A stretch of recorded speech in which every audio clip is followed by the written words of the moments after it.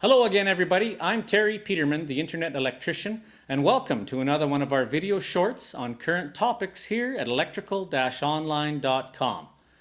Today I'm going to do a tool review on a tool called Crocs. It's a wire stripper and more, and it was sent to me by the good folks at Racketeers. That's spelled RACK-A-TIERS.com. So check out their website to see what other valuable tools they have. They're a company that specializes in electrical specialty tools.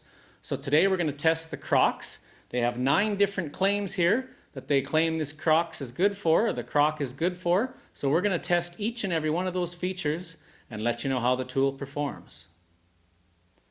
So here's the tool itself, and here's the packaging material that it comes with. As you see, Racketeers, specialty electrical tools. The tool is called Croc, or Crocs. Now here's the 9 claims to fame. It says needle nose tips, 14-2 and 12-2 Romex strippers, 22 to 10 AWG wire strippers, large cutting jaws, 632 and 832 screw cutters. It's a crimping tool. It has a handy lock. It's got ergonomic hourglass handles and glow-in-the-dark handles. So we'll test all these out, starting out with needle nose tips. So what makes a good needle nose pliers, or a tool with needle nose tips? Mostly you don't want to do any real heavy work with the needle nose pliers, or needle nose tips in this case, but you do want them to be able to close together nice and tightly and be able to grab onto something. And needle nose are best for a pull, not so much a twist. So let's grab onto this number 10 gauge stripped wire and grab onto them and try to pull straight back. And that hangs on nice and tight. So nice and tight, and then you can also bend things with the needle nose pliers if you're going to bend them parallel with the tool, not so much perpendicular, because they don't have the strength to bend this way. But to bend something this way and pull, and without slipping off, I'd say the needle nose tips definitely passes the test. So after the needle nose tips, the next feature on the list is that it's a 12-2 or a 14-2 Romex wire stripper. Now they're talking about the outer sheathing on cable, which would be Lumex in Canada, or Romex as it's known in the United States. Now you're supposed to use this feature of the jaw. As you can see, it's shaped much like the Romex itself. And you're supposed to get it on the outside of the sheathing and then strip away the outer jacket. Now the key thing to remember here is that you don't want to damage the inside conductors nor their insulation. So it's kind of a fine line to be able to squeeze down and only cut the outer jacket and not damage the inside conductors. But here we see it seems to have done a pretty good job. So we'll give it a pass on the second feature. Now the third feature on the list is that it claims to have large cutting jaws. So here's the cutting jaws here for cutting wire. I'm going to choose here a number 8 gauge cable, which is usually kind of hard to cut. And we'll see how these large cutting jaws perform. Nice smooth cut. And this is stranded wire. It's even harder to cut, and make sure that you do cut all the conductors in the cable, and you see it's done a nice clean cut. So on that feature, large cutting jaws, we give it another pass. The next item on the list, it says it's a 632 or an 832 machine screw bolt cutter. So we'll test that out. Now the whole idea of that is you got a bolt that's too long and you need to cut it, but if you cut it with a standard pair of pliers, you're going to damage the threads. So what these bolt cutters do is you thread them in through the threads, and when you get the bolt through to the desired length, then you cut it off.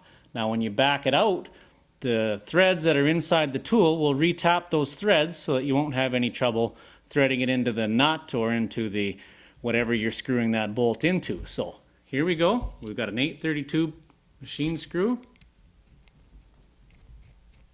or machine bolt.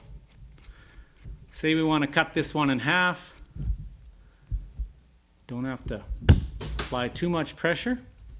And then you thread it back out and you've got a nicely cut bolt here. So I'd say on this feature, give it another pass.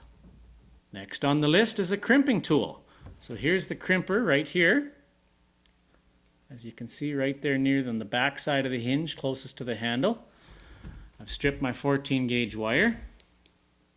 Now it's kind of a small hole to get any kind of a stake on through, but that one does just fit. So you want to get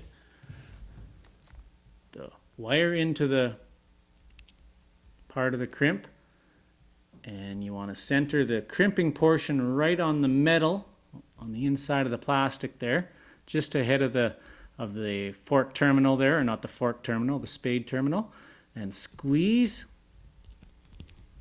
Make sure you got a good crimp, and then you want to test to see that you got a good connection. You want to see that you can't pull that stake on off the wire, and we do have a good crimp. So again, as far as a crimping tool, gets another pass. And another one on the list is a handy lock, it's called. So this is just a lock that keeps the jaws together. As you see, they're spring-loaded without that lock. This keeps them together in your toolbox so they're not sitting there open-jawed.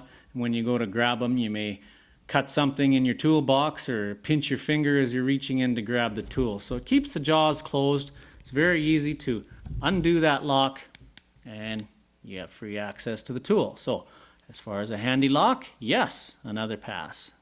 Another feature is the handy ergonomic design. So, as you can see, the handles are rounded. All that means is, does it feel comfortable in your hand? Does it keep your hand in a nice, comfortable working position when you're holding the tool? And I would say it does. It gives you a good feel in your hand. So on that feature, ergonomic design, we give it another pass. Okay, to check out this feature of the Crocs tool by Racketeers, it says glow-in-the-dark handles. So I had to go into the closet here in the front hall of our house just to get an area dark enough to see if the handles do indeed glow in the dark. And here they are. You can see the handles of the tool glowing in the dark, just as they say. So again, another pass, but this begs the question of what are you doing working in the dark? Anyhow, the handles do glow in the dark. So that concludes my tool review of the Crocs from Racketeers. Check out this and any other tools they have available for specialty electrical tools for that special electrician in your life or the do-it-yourselfer. They're at racketeers.com. That's RACK-A-TIERS.com for other tools and exciting products they have for you there. So again, thanks for tuning in. I'm Terry Peterman, the Internet Electrician at electrical-online.com.